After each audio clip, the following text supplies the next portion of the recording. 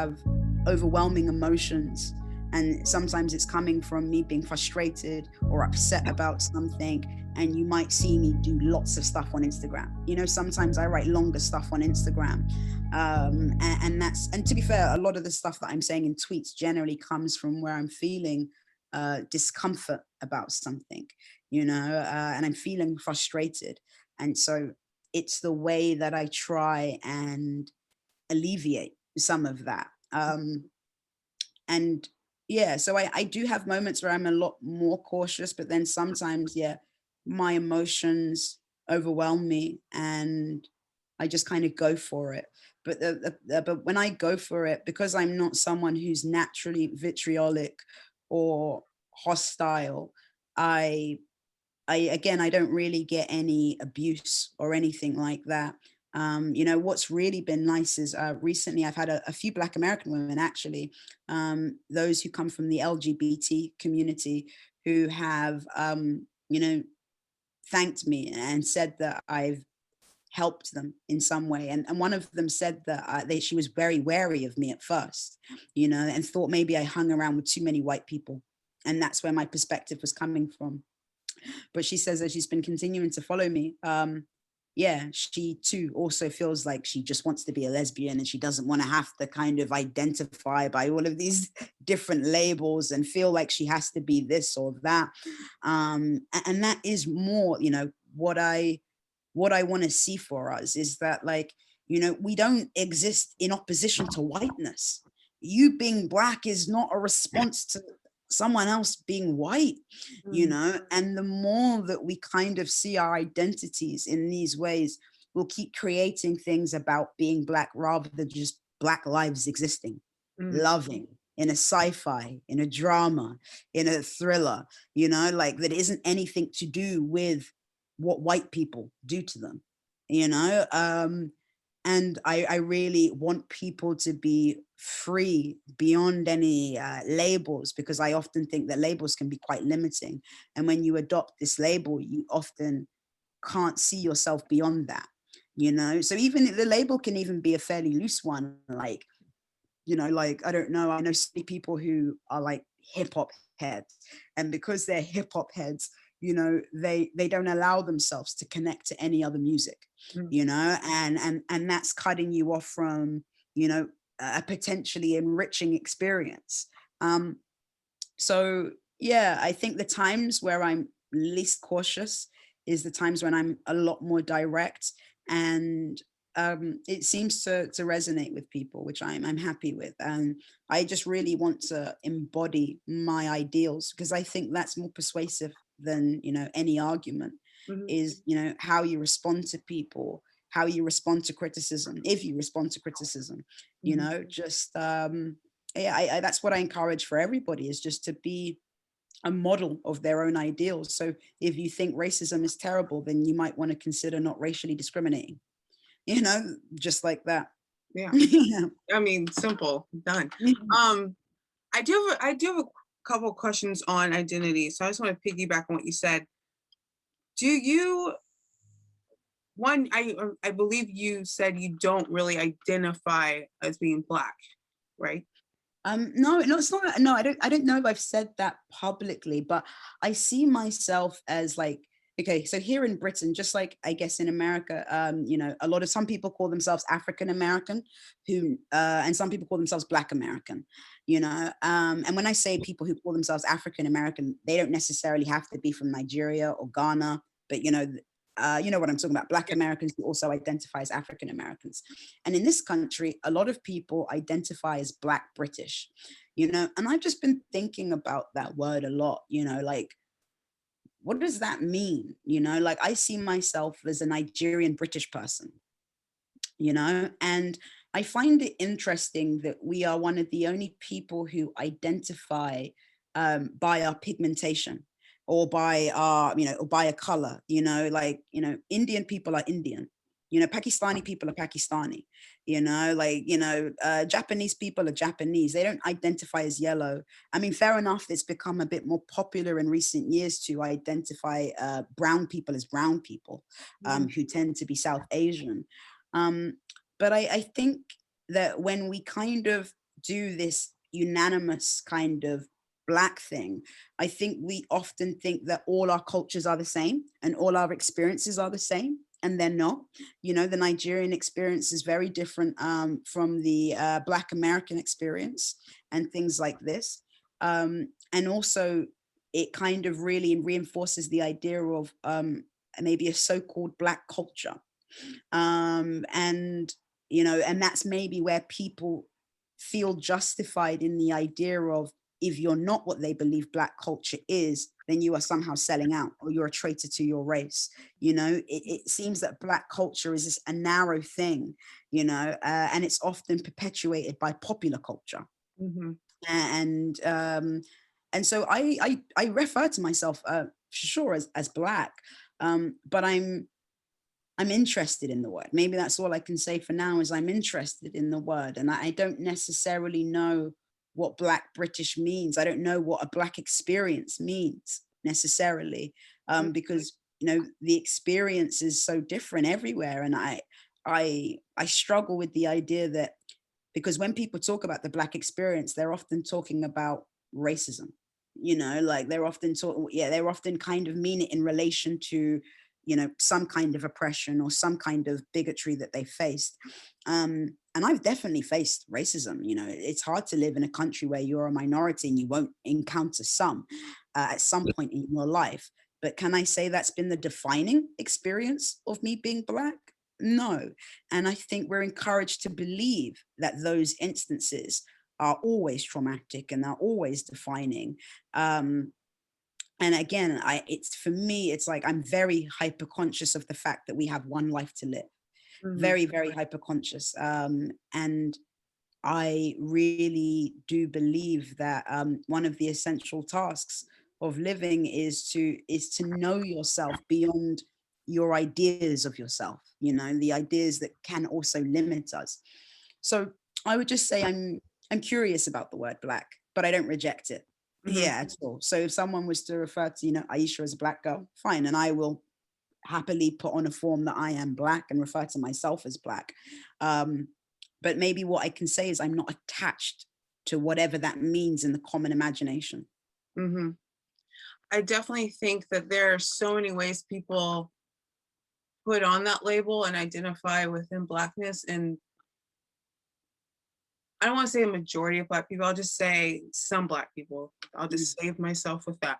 So some Black people, I feel like when they say Black, it is a very mainstream idea, and that they don't even know how to make sense of what it means, but they just go by what the mainstream says or what the whole narrative is, or the experience, the Black experience. I mean, I say the Black experience, I feel in ways does apply to all Black people, to where we know what we're saying, like a racial discrimination experience with white people or non-Black people or whatever, like we know what that means. But for me, I had to really, I definitely became curious about, what do I mean when I say I'm Black? Because after doing Black Lives Matter and just reassessing really how I think about things, period, not just Black things, just everything, man, that was a lot of days of tears, because I'm like, who am I? And I'm 29. I was like, what does Blackness mean to me though? Like when I say I'm Black, what does that mean? And when I was able to really break it down, and I mean break it down, like writing it out, like, and figuring it, I was like, okay, so perhaps when I say I'm Black, there are two different ways that one can say they're Black. It's like a racial identity and then an ethnic one. And like, I think before I was operating within the racial identity that was very much, it exists against white people. Like it is something that I'm fighting every day to be Black. But now I'm like, no, that's actually, I work within and identify with my ethnic identity of Blackness, like what we did despite our racial identity. Like, I do feel most Black people say they're Black and identify with that because that's how we were identified when we were put here. was Black. You're Black. You're a slave Black. There was nothing about you interesting. You have no history, heritage. And along the way, we created our own culture and things of that nature. So when I say ethnic Black, I think of progression. I do think of culture. I think of even down to our colloquialisms, our language we have, our progress, our community. But I don't think about like racism. Yeah. Because I'm like, when I look back, I'm like, and I remember I started laughing one day because I was like, racism is here. I deal with racism a lot. Now that I have a YouTube channel, I'm getting comments from every direction. Now I'm kind of like, because I did Black Lives Matter, I dealt with racism in that way. And now I'm like, okay, you can say what you want. But I'm like, but racism has never defeated Black people, ever. Like, as much as it is a horrific thing that we deal with daily in ways, I will say for me, I don't deal with racism every day. But I mean, it comes up. When it comes up, I'm not like, whoa, what? This is still here? I'm like, oh, okay. But just like with slavery, it didn't stop us. Reconstruction era didn't stop us. Jim Crow didn't stop. Now didn't stop us. We had Obama, didn't, like, all of these things, racism keeps trying to stumble rocks to trip us up, and it never, ever has been successful. Right. We've been victorious at all of these stages. And that is why I'm like, I'm not someone that's going to be like, stop talking about slavery, stop talking about the past, but we need to start talking about what it is to be Black American in 2021. Because I don't even think we've had that conversation, if that makes any sense. No, it does. It does. And I think, the term Black, I think, has a lot more significance for Black Americans, where your history has been denied to you and you don't necessarily have the same connection, sadly, to an African lineage. Like, Black I see as an American, or at least when Black Americans say it, I see it as, a culture that they have produced in spite of, all of the negativity that has been pushed on them, and the oppression. And I think it's a term, and when I think Black people around the world consider themselves Black, because we all are aware of America's racial history and the Black American experience, all around the world, still, even if you're not in America, the biggest sort of leaders of Black thought will be the Martin Luther Kings, the Malcolm X's, the Frederick Douglasses, and so on and so forth. So all those people have inspired us all. And I think by calling ourselves Black, because even though we may not all share the same history of slavery, but colonialism and all other kinds of isms, if you like, have affected and shaped our countries. And so this is why, because I remember when I first came across, actually, like these sort of more intellectual arguments about rejecting the word Black, I was very dubious about that. I was very wary, and I was very hostile initially, although I'm a lot more open-minded to those kinds of arguments now. I think, it's taken Black people, for good reason, so long in many respects to be comfortable with who they are as a Black person, to reject that, now I think it would be, I don't know if I'd call it damaging, but I don't know how helpful it is. I just think maybe it's important that we all have our own understanding and know that Blackness doesn't have to limit us, or we don't all have to fall into the mainstream conception of what that is. I mean, I have friends in Harlem, for instance, who would hear an accent like yours. Some people who are, I would call, a little bit more ignorant, who would hear an accent like yours and say, she speaks white. And I'm sure on the phone. Right. You're Black? Yeah, right. And it's, and that's, again, this is because of this very limiting view, we have of Black people, that, that some people think that you shouldn't be able to have an accent like your own. So yeah, no, I fully hear you. And, it's when I went to, in fact, I think a lot of my opinions started to change, if I'm honest, when I went to America and I was spending time in Harlem, and I was seeing, the way that so many disadvantaged Black people were living, like the amount of drug addiction I saw, like, and all of these things, I kind of, if I'm honest, like, I really didn't think it was appropriate to use the word oppression here in the UK, or at least in someone like my position. So when I say that someone who is educated, essentially now middle class, I guess, and is exposed, has some exposure, like and like you said, like, I don't face racism every day. I work in a creative industry. I work for myself. I have a platform. I have many things that white people don't have, even, a lot of underprivileged white people do not have, and some may never have. So I really felt like, I don't know, I think there was something about going to New York and spending time there where I really thought, and I don't know if I want you to put this in, I'll think about it, but I really felt like it was disrespectful to import the Black American narrative wholesale into Britain and act like it's the same thing, because it's not. And I really, really saw that, yeah, it kind of blew race up in my face, and racism maybe in a very different way. Let's see. I want to keep going down this road with Blackness. I feel like we can get on this. So, okay, I'm gonna go back to something else, but I'm gonna stick with this for a bit.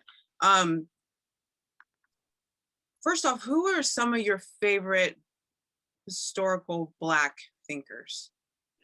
You know what, because I went through a stage of definitely being a lot more radically Black, if you like, and whether you want to call that Afrocentric or woke, perhaps, but I was very much a Malcolmist. I was very much like Malcolm X, Marcus Garvey. And even now, I don't see what I'm doing as worlds apart from them, but in a different kind of context, because what Malcolm X in particular represented to me was a heterodox thinker, because, even in him being Muslim, he was preaching separatism, which is not necessarily something I agree with. But what I hear him saying is that, despite all of this racism, despite people wanting to keep us down, like, we can do this on our own. And that was very inspiring to me, extremely inspiring and empowering. That's not a word I use often. I think that word's been a little bastardized by the internet, but I would say it was genuinely empowering to me. And same with someone like Marcus Garvey. Again, these people are separatists, which I do not agree with, but it's the audacity. It's the audacity to think that you could make it on your own with so much overt racism, the kinds of racism that, people in our generation will never experience. And I found that audacity to be very inspiring. But not only that, Malcolm X is someone who, you see his flaws in his story. You see the changes, you see him going from chemically straightening his hair, being a pimp, going to prison, all of these kind of things. He was very human to me in that sense. And then going to prison and, reading the dictionary, like dedicating himself to words and the power of words, which is something I very much understand the significance of, and very much try to use as much as I can, or employ, or try to develop that skill.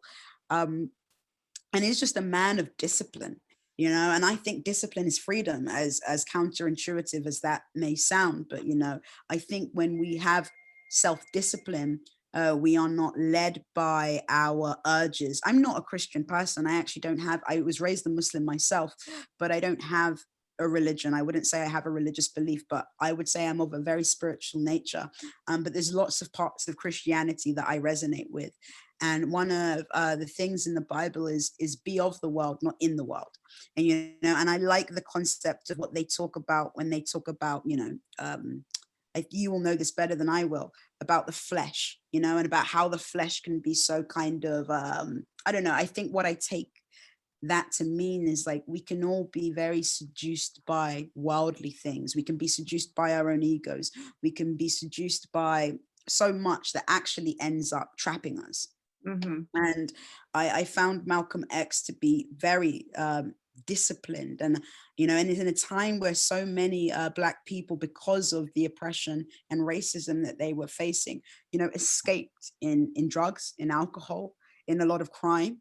I think to take that view that he did and to be that self-disciplined is something that very still inspires me today. I would still say I'm a Malcolmist. I would just say that I don't have the separatist belief, but in today's world, Malcolm X would probably be vilified as a conservative in many ways. Oh yeah. Yeah, he would be vilified as a conservative because he was very much kind of centered on raising the Black collective consciousness rather than like attacking the structure like so much, like he was, very much invested in other parts of it that when I look at the conversation today are often demonized, so yeah, so I still have I still have a picture of Malcolm hanging in my house, and I still take a great deal. Yeah, I want to show you this. I don't know if you can see this. Right, exactly. This is actually my grandma. This is my grandma. She passed away, but this was always hanging up in her house. Oh, wow. Before I could write the word Malcolm, but yeah. So I love Malcolm X, and specifically with like Malcolm X and Fred Hampton. Well, first off, it's funny because like you said, you're like, I like Malcolm X's like audacity and like the fact that he persists on despite what was happening on outside, like, let's get our community together. And that if someone was to say like, I'm for Malcolm X, then you have to be for everything. Like there's no way you can just take bits and pieces from someone and that's it. You know what I mean? But for me, again, I'm not for the separatists at all, but Malcolm X, you're right. When I was thinking about it, because he was like, he would be vilified with being a conservative. I was like, how? But I'm like, no, you're right. Because he did talk a lot about the Black family. He talked a lot about specifically with fathers getting authority of their children's minds before the government does, before the society does, before they tell them who they are. We need to instill in them who they are. And that's one thing I really loved about him. And then also how definitely back then, how stark and overt the racism was. And he said, it does not matter. Like, it's not going to bend for us. Like, we can't wait for that to go away before we start working on ourselves or start trying to progress our community. And Fred Hampton had that energy as well. And that's something I admire about them both. Yeah, I was very inspired by the Black Panther movement in general. I was very inspired by that. And why I asked that is because I recently started reading some essays that I wrote a couple years ago. And they're on like, what was going on with Black killings. And I wrote some stuff on James Baldwin and stuff. And I love James. Don't get me started with James. That's my number one. But I realized with some of those essays, I was like, I'm writing about racism as if I'm in the 1960s. Like, I admire these people from these movements, and as we should, like Dr. King and Malcolm X and, Angela Davis and everything. But like, I'm writing as if I was walking with them, as if that struggle is still now present. And I think that's what happens a lot with the Black community, Black American community.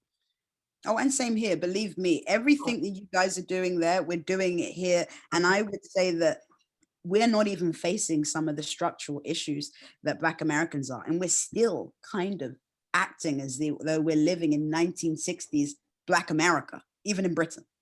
do you think that's because we romanticize those figures? And well, for me, this is what I'm getting at. I'm not there yet with the idea, but I'm like, okay, so just from the genesis, when I realized what Black was, when I was taught about Blackness, it was struggle, it was American slavery, and then it was Jim Crow, and then my father grew up in Jim Crow somewhere in the house, and like, so I felt like we were always in struggle. And sometimes I feel when it's not overt, it feels as if sometimes we lasso struggle into whatever era we're in, because that's just what the norm is. That's what we're used to.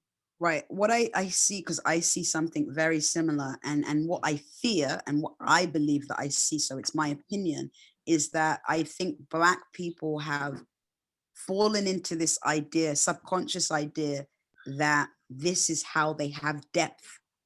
You know, like, so to have depth is to be oppressed, is to constantly be reacting towards racism. And without that, you know, because again, this sounds disparaging and I don't even mean it in that way, but I think without that, many of our interests would be on popular culture, you know, entertainment, having fun, you know, like when you take away a lot of the race narrative from, let's say, a lot of popular tweeters online or a lot of popular activists, what they're discussing is pop culture, you know, so what's happening in the media and stuff like that, nothing too serious, you know, but everyone wants to believe that they are intelligent. Everyone wants to believe that they have something to say. And sadly, the way that Black people think that they can do that is by racism, via racism, rather than kind of having thoughts on whether it's love, whether it's on anything, you know, kind of philosophical, relationships, like, or, you know, family, friendship, death, you know, I don't know, you know, because we're allowed to have, you know, to pontificate on things like that, but I don't think we do for some reason. Again, this is why I very much rally against, you know, in my own gentle way, this narrative, because I don't think it allows us to experience our full humanity. And I'm very upset about that. If I'm honest, you know, I have a very big issue with academics, a lot of Black academics, whether they're Black American, whether they're Black British. I feel what they do is vastly irresponsible. And I think that they are the only people that gain from it.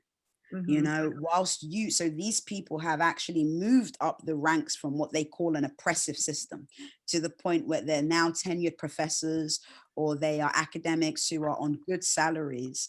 And so they've moved up this system, yet they are selling to people who want, you know, because a lot of us don't want to take responsibility, regardless of race. Taking responsibility is hard, you know, knowing that we're fully in control of our lives is quite a scary thing. And you are selling to people who might be looking for an excuse to not try, because trying is hard. You know, I know that from writing the book, you know that from, you know, your postgrad, I'm sure, you know, like it is difficult. And so when you sell people who are already kind of have confidence issues, self-esteem issues, issues with their desirability, as we see often play out on, you know, on digital spaces, we see one of the main things so many Black women talk about is desirability, you know, and so you are selling these people a self-sabotaging narrative, you know, when you have kind of, you know, moved up these ranks. Why don't you tell these people how you made it? Tell them how you made it. Yes. You know, because I know if you were to tell people you made it, you would have to say, I worked hard. I put my head down. When all my friends were going out, I chose to stay in. I valued books, you know, all that stuff that makes you sound like a conservative. Or white. Yeah, or white, exactly. And you don't want to tell them that. So yeah, I have a big beef with a lot of Black academics of our contemporary time. Okay, let me get on track, because I don't want to keep your time, because No, it's good. I'm okay for time. I'm cautious of yours though, but I'm good. So okay. it's fine. What time is it over there though? It's like 9? No, it's now like it's 10:20. Woo! Yeah, Okay, but so I'm always up. So it's okay, fine. good. Um, I might come back to this, but first I should have asked this like in the beginning. What was the point when you realized people were listening to you? When was the point where you're like, wow, people are paying attention to my ideas and what I say? I'm probably still somewhat in denial about that, to some degree. Like, I think maybe it helps me not buy into my own hype. I'm very surprised sometimes when I see the types of people that are following me. But I guess if I'm to, be a bit more realistic about the question, I guess it was after the woke video, because, I got invited to Australia, I got invited to Canada to speak. When I was in Australia, I was speaking at the Sydney Opera House. And, in Canada, like, I got to do all kinds of things, and I still get invited to talks, pre-COVID, all over the world. And so that's really overwhelming to me. And I must say as well, like, I am not supremely educated. I have a BA, in media and cultural studies. I got a very standard grade.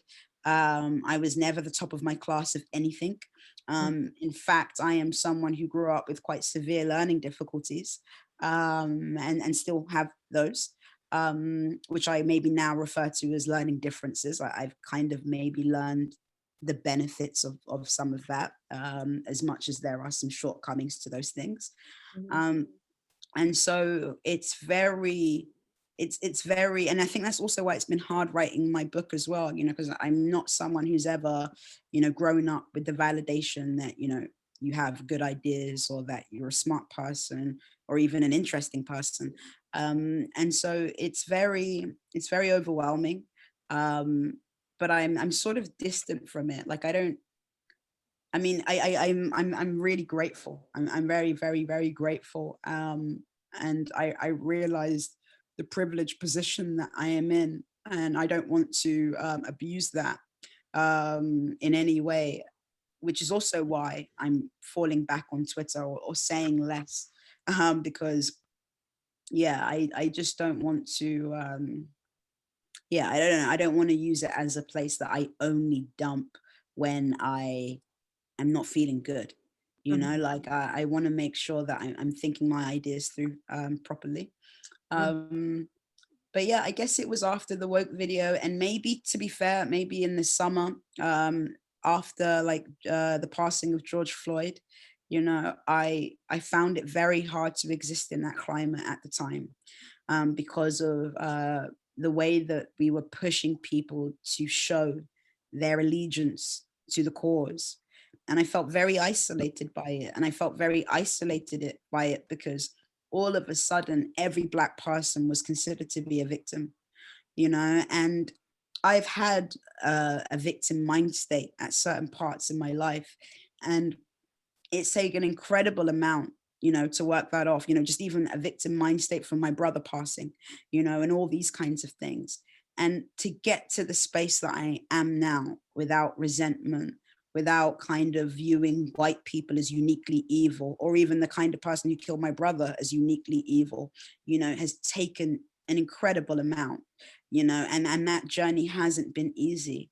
And for now, everyone to view me as, I don't know, someone to infantilize, I found very, very difficult. And the fact that most Black people were okay with it, Mm. seeing so many Black people, like, don't ask Black people how they were this weekend, as if George Floyd was their father. Again, I mean, no disrespect when I say that, but it's just kind of like, I had so many white people checking in on me because of this narrative. Like, are you okay? Like, when my own father died, people weren't even like that, you know? And so I felt like patronized by the entire world, Yeah. by the entire world. And, and it hurt me that, Black people were validating this kind of thing. So I said a lot during the summer. Yeah, I said a lot. And I think my following grew a lot then also. And yeah, I guess it's probably been those two events. So let's say, post George Floyd, and post the woke video, is when I realized And, you know, all the time, even someone like you wanting to speak to me, like, I'm like, really? Why? You know, it's always, yeah, it's always surprising to me. And I hope it always is. Yeah, Yeah. awesome. And also, it's so true with that around George Floyd. I never watched the video. I didn't need to see. Neither did I. I never saw it either. Yeah. I think 2000, I don't know when it was, 2018 or 17, I stopped watching anything where Black people were dying videos. I'm like, I don't need to see it. And as horrific as that was, it's funny because I felt the same way, because I had people reach out to me asking me if I was okay, and even Venmoing me money. And I was like taken, of course I'm not like, how dare you? Like, I just was like, I'm fine, I'm cool, but I didn't like feed into it. I wasn't like, yeah, I need space. I didn't do that. I just almost, they didn't say because of George Floyd and reaching out to you. Like, you already know, like, it was just like that time. So I almost acted like ignorant to why they were reaching out. I was just like, yeah, I'm good. How are you? You know, but I knew why they're reaching out. Right. And I did feel patronized, and it did actually piss me off. Yeah. A lot.